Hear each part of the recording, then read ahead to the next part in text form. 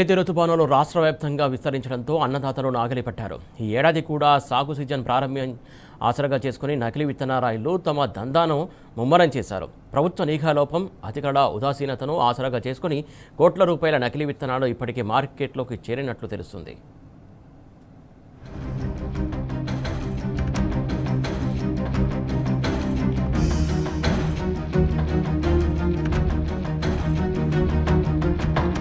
రాష్ట్రంలో తొలకరి జల్లులు పడుతుండటంతో సాగు సీజన్ ప్రారంభమవుతున్న తరుణంలో నకిలీ విత్తనాల బెడద రైతాంగాన్ని తీవ్ర ఆందోళనకు గురిచేస్తోంది.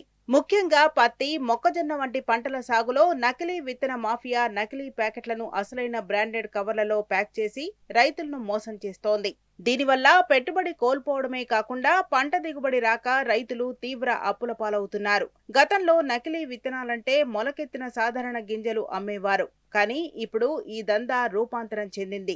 మార్కెట్లో విపరీతమైన డిమాండ్ ఉన్న ప్రముఖ విత్తన కంపెనీల ఖాళీ సంచులలో నాణ్యత లేని, గడువు ముగిసిన గింజలకు రసాయన రంగులు పూసి ప్యాక్ చేస్తున్నారు. ముఖ్యంగా పత్తి, మిరప, టమాటో, ఇతర కూరగాయల విత్తనాల్లో ఈ మోసాలు తారాస్థాయికి చేరాయన్న ఆరోపణలున్నాయి.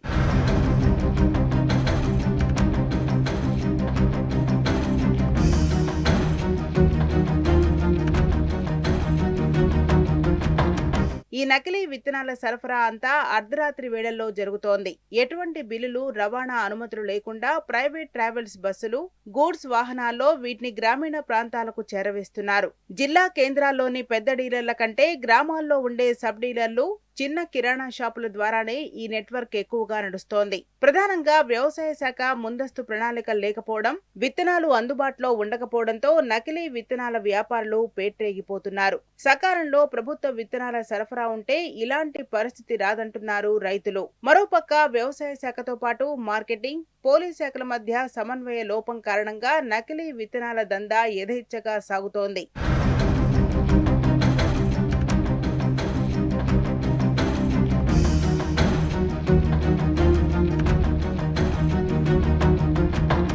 వ్యవసాయ శాఖ ఏటా సాగు సీజన్ ముందు టాస్క్ ఫోర్స్ బృందాలను ఏర్పాటు చేస్తున్నామని చెబుతున్నా అవి కేవలం ప్రచారానికే పరిమితమవుతున్నాయి. ఎప్పుడైనా నకిలీ విత్తనాలు పట్టుబడినప్పుడు మాత్రమే హడావిడిగా కేసులు నమోదు చేయటం, నిర్వాహకులపై కఠిన చట్టాలు అమలు కాకపోవడం వల్ల దందా యథేచ్ఛగా సాగుతోంది. దేశంలోనే తొలిసారిగా నకిలీ విత్తనాలు విక్రయించే ముఠాలు, వ్యాపారులపై పీడీ యాక్ట్ నమోదు చేయాలని బీఆర్ఎస్ ప్రభుత్వం కఠిన నిర్ణయం తీసుకుంది. దీంతో పాటు నకిలీ విత్తనాల సరఫరా విషయంలో రైతులకు గ్రామ స్థాయిలో అవగాహన సదస్సులు నిర్వహించారు. మరోపక్క సాగు సీజన్ కు ముందే అన్ని శాఖలతో సమన్వయ సమావేశాలు ఏర్పాటు చేసి ఏ పంట ఎంత విస్తీర్ణంలో వేస్తారో అంచనా వేసి దానికి అనుగుణంగా విత్తనాలను సిద్ధం చేసేవారు. దీంతో చాలా వరకు నకిలీ విత్తనాల సరఫరాకు అడ్డుకట్టపడింది.